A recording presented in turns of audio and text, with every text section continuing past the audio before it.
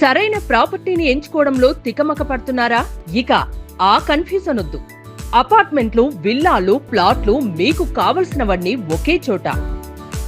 Suman TV biggest property expo October 18, 19 HSCC Novotel, Hyderabad. ఇప్పుడే free entry కోసం call చేయండి. నమస్తే రమగారు. నమస్తే జయ. రమగారు, దీపావళి పండుగలోకి వచ్చేసాము. అయితే దీపావళికి ముందు రోజు మనం ధనత్రయోదశి అంటాం. మరి ఈ పండుగ యొక్క విశిష్టత, ఈ రోజు ఎలాంటి విధి విధానాలు అనుసరించాలి?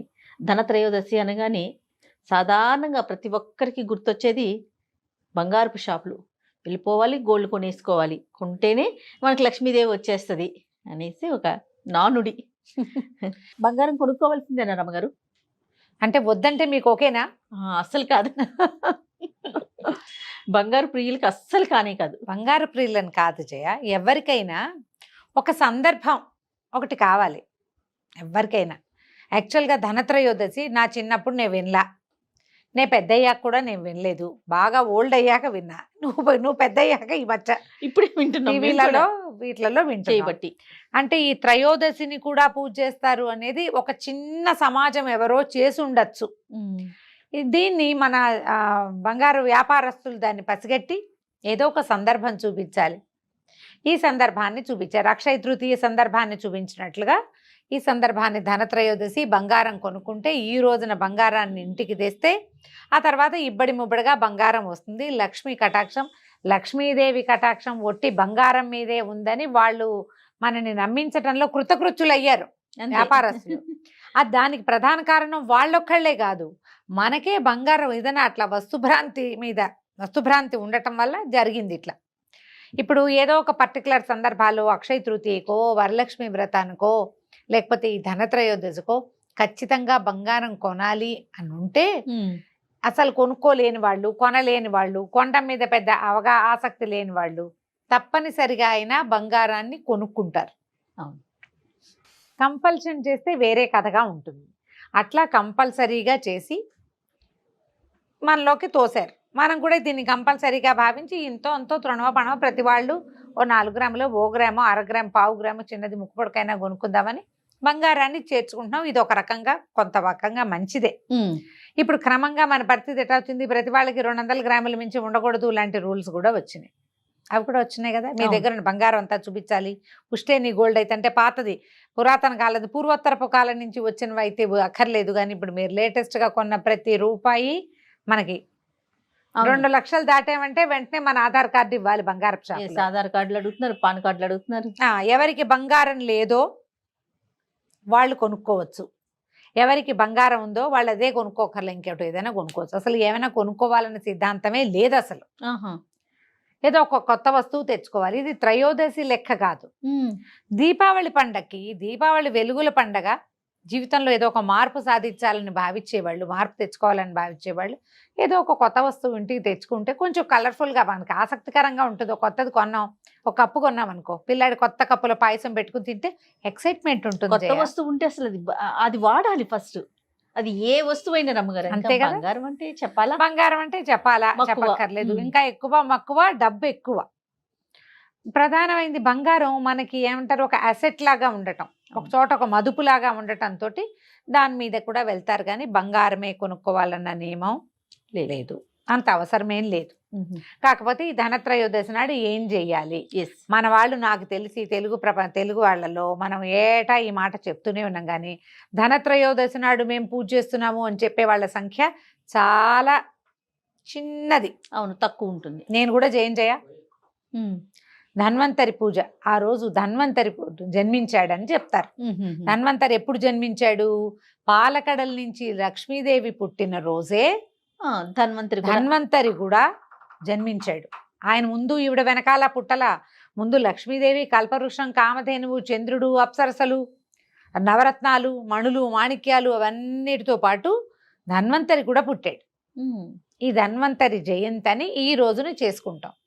దీని తర్వాత అమ్మవారిని ఐశ్వర్యానికి అధినేత్రిగా భావించారు కాబట్టి ఆ తర్వాత మనం అమ్మవారి పూజ చేసుకుంటాం. అవునండి.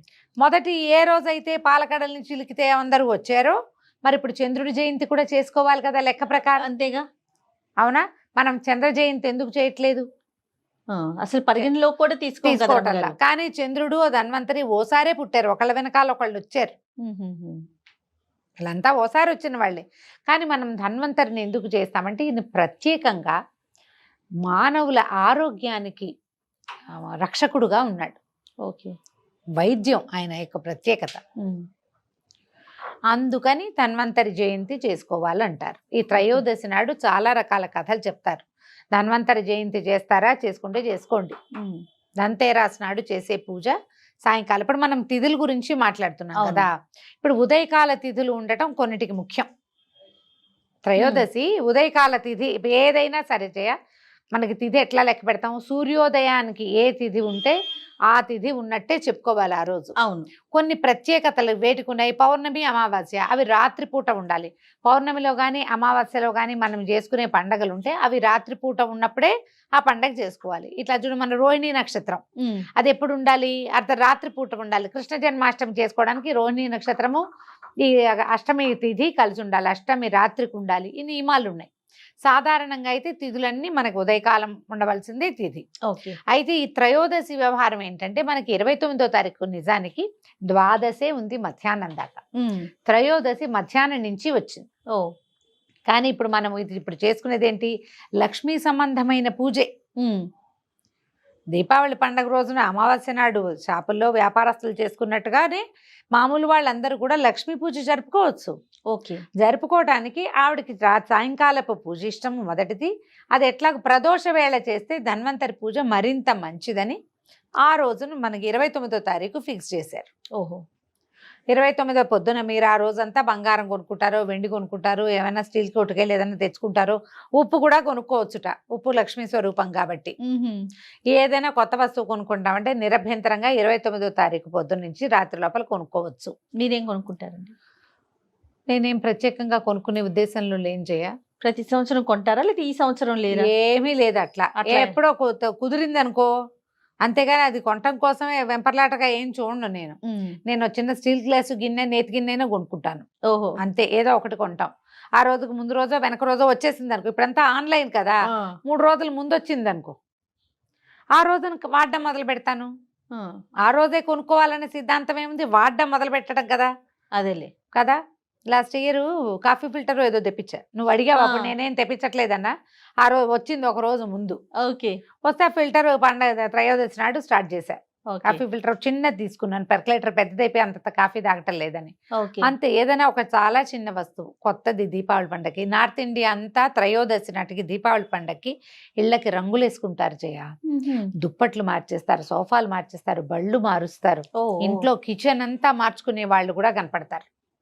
నార్త్ ఇండియా వాళ్ళంతా ఇప్పుడు చూడు, నువ్వు పెయింటింగ్స్ అడ్వర్టైజ్మెంట్ అవి చూస్తామా. అవును, దివాళీకి గిఫ్ట్లు ఇవ్వటం కూడా వాళ్ళ పద్ధతి.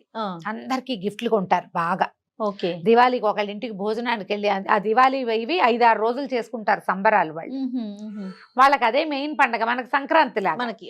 సంక్రాంతి చూడు, మనం ఈ పండగ నెలపట్టు పట్టిన దగ్గర నుంచి ఏదో ఒక చిన్న పొన్న సరదాగా చేసుకుంటూనే ఉంటారు, చుట్టాలు వస్తూ ఉంటారు. అవును, వాళ్ళకి అది. ఈ పెయింటింగ్ పండగ అడ్వర్టైజ్మెంట్లలో చూడండి మీరు, దివాళీకి పెయింటింగ్ అని కనపడుతుంది. మనమేం అట్లా చెయ్యం. మనకి సంక్రాంతికి వేసే పద్ధతి ఉండేది మన ఊళ్ళల్లో. అవును, మనకి డబ్బులు వచ్చే రోజులు కాబట్టి. ఇప్పుడు ఏం పద్ధతో వాళ్ళు మాత్రం అదే చేస్తారు. ఇక వాళ్ళ సంగతి ఎట్లా ఉన్నా మనం ఏం చేసుకుంటామో ఈ సిద్ధాంతంగా చేసుకోవచ్చు. బ్రహ్మగారు తలస్నానం చేయటం గాని, తర్వాత ప్రత్యేకమైన పూజ అంటే ఎట్లాగో లక్ష్మీదేవి చేసుకుంటాం ఆ రోజు. అలాంటి నియమాలు, దీపం పెట్టుకోవచ్చు, సాయంకాలము పూజ చేసుకోవచ్చు. దీనికి నియమం, తలంటి నియమంగా ఏం చెప్పరు త్రయోదశికి పూజే. పైగా ఏంటంటే మనకి త్రయోదశి అనేసరికల్లా మాస శివరాత్రి వస్తుంది. శివ పూజ చేసుకుంటారు. ధన్వంతరి పూజ మీకు అవకాశం ఉంటే చేయండి. దీనికి ఏం చెప్తారంటే, గుమ్మంలో ఏదైనా బంగారు వస్తువు లాంటిది పెట్టి, దీపం పెట్టి బంగారు వస్తువు పెట్టాలంటారు. ఇది మనం ఇంతకు ముందు ఒక కథ చెప్పుకున్నాం. ఒక రాజుగారి అబ్బాయి, రాజుగారికి కుమారుడు కలిగాడు. ఆ అబ్బాయికి మరణగండం ఉంది. గండం ఉంటే ఏదో వివాహం చేశారు. వివాహం చేసి పిల్లకి చెప్పారు, ఇతనికి సర్పగండం ఉంది, ఎప్పుడో మరణిస్తాడు అని. ఆ సర్పగండం ఎప్పుడుందంటే కార్తాంతికులు బాగా లెక్కబెట్టి ఈ దీపావళి దీపావళి ముందు వచ్చే త్రయోదశి నాడు ఈ అబ్బాయికి గండం ఉందని చెప్పారు.